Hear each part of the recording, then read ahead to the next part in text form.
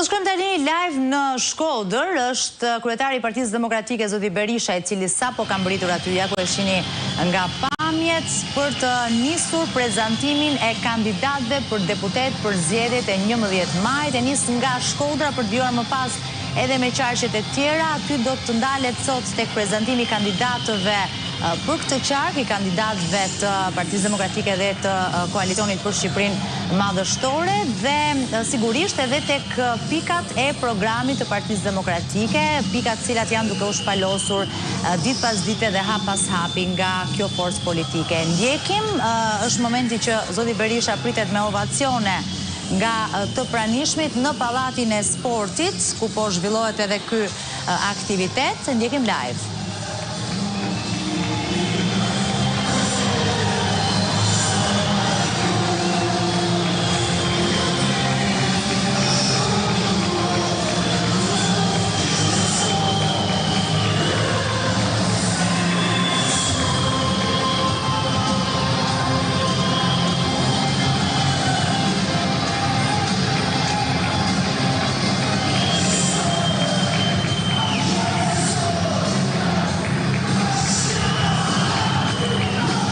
Kujtojmë që zoti Berisha ndalet tashmë në Shkodër pasi është kthyer ai nga Podgorica, ku mori pjesë në konferencën e organizuar nga Partia Popullore Europiane në kuadrin e zgjerimit Bashkimit Europian për sa i përket vendeve të Ballkanit Perëndimor.